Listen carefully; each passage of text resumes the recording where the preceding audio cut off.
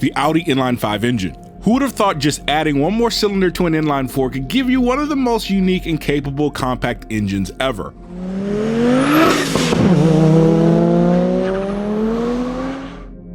Vorsprung durch Technik is a slogan that perfectly represents Audi's engines over the years, and especially the beautiful sound of the inline-5 engine at full tilt.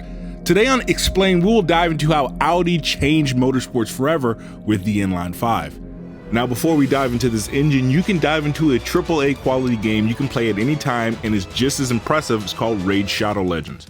This game features over 600 champions to choose from, and all with unique skills and abilities to master. Use the QR code on the screen or link in description to download Raid on your PC or mobile device today. What I love about this game is the depth of character customization. You can tailor each champion specifically to how you play.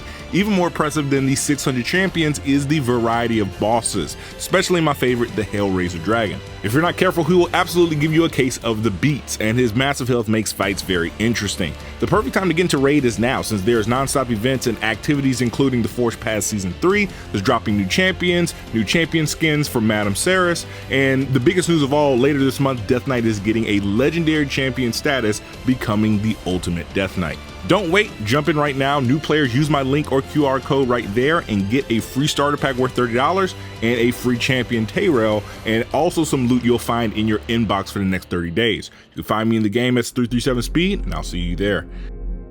It all starts in 1973 when Audi engineers start development of a more powerful engine for their lineup, strangled by the strict 88mm cylinder spacing law. They would just add another cylinder to the EA827 inline-4, making a 2.1-liter inline-5 that made 136 horsepower and still complied with the 88mm bore spacing requirement. This engine would release in 1976 in the second generation Audi 100 with much success with its modest power offering and exceptional efficiency. In 1979, however, you saw the introduction of the first turbocharged inline-5 in the Audi 200 Turbo. This retained the undersquare bore and stroke of the naturally aspirated 2.2, but with lower compression down to 7:1 from 9.3:1, and a water-cooled turbocharger with standard multi-point fuel injection, bumping power from 136 up to 170 horsepower. The full potential of this engine configuration wouldn't even be tapped, not until Quattro. It was powered by a hotter version of the Audi 200 turbo engine, which included an air-to-air intercooler to lower intake charge temperatures and power bump to 200 horsepower. It could sprint from 0 to 100 kilometers an hour or 62 miles an hour for its yanks in 7.1 seconds. Even though impressive, this engine was a carryover to get the original Quattro homologated.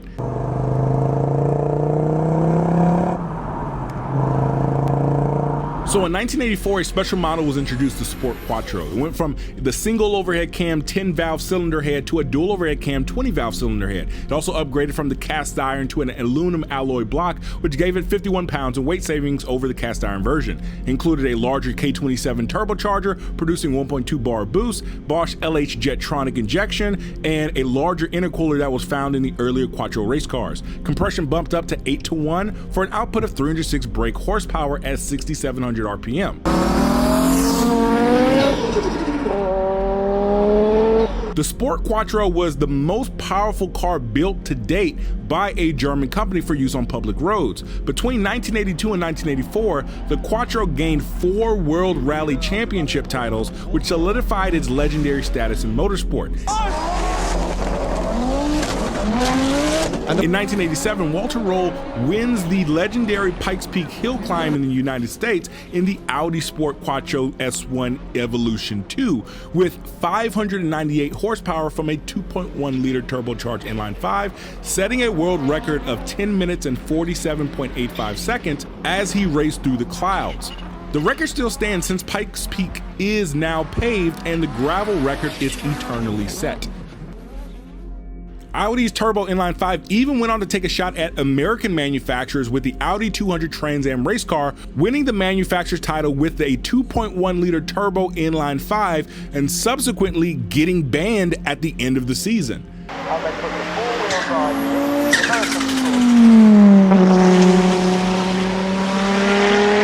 The next year, the Audi 90 IMSA GTO would go on to compete with a 720 horsepower 2.2 liter inline-5, which in a sedan gave the domestic cars a run for its money, which won 7 out of the 13 races.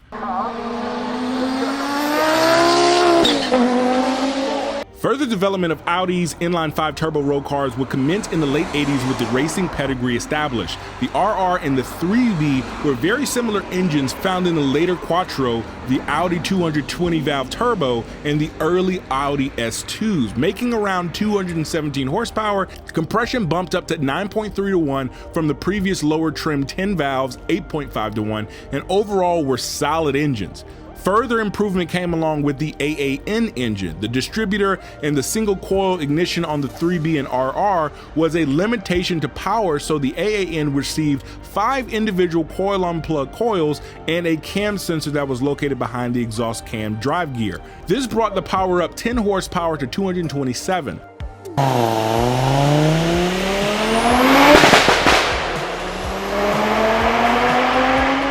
In 1994, the crescendo of the 20-valve engines would release with the help of Porsche.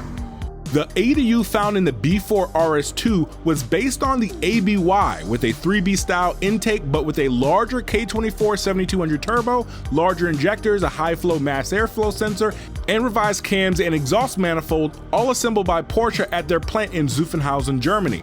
The car would make 315 horsepower and could 0 to 60 in 4.8 seconds, making it just as fast as the Porsche 911 at the time.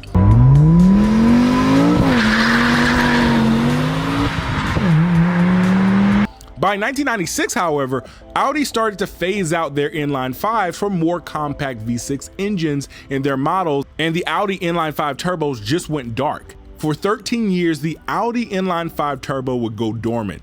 Not until the TTRS.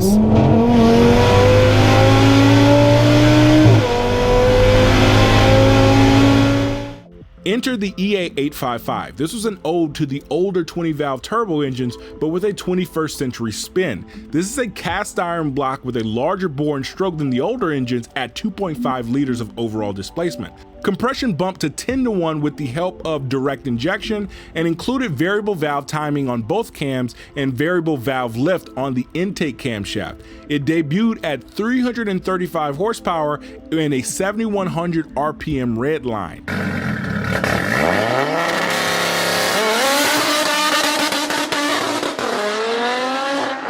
In 2016, this engine was revised with the EA855 Evo, which turned to aluminum for the block and a lighter crankshaft to save rotating mass and faster response for downshifting. It also added port injection combined with the direct injection, which helps clean the intake ports, which on direct injected engines are notorious for getting filthy and robbing horsepower. Also, the dual fuel system is important to stretching the fuel system when upgrading these engines with drop-in turbos and tuning. The Daza or Daza engine code specifically has taken the world by storm, especially in the Audi RS3 and the TTRS.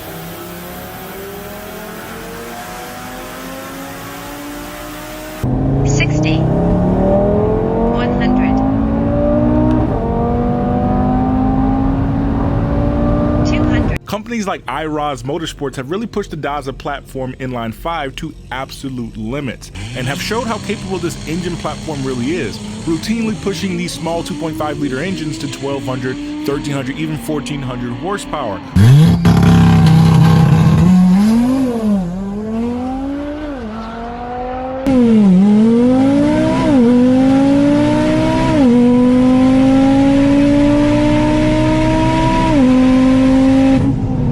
With the help of beefed up forged internals, large single turbos, and north of 50 pounds of boost. Where the 20-valve engines of the 90s left off, the Daza continues to push the boundaries of what is possible with smaller displacement engines, and that's why we love it.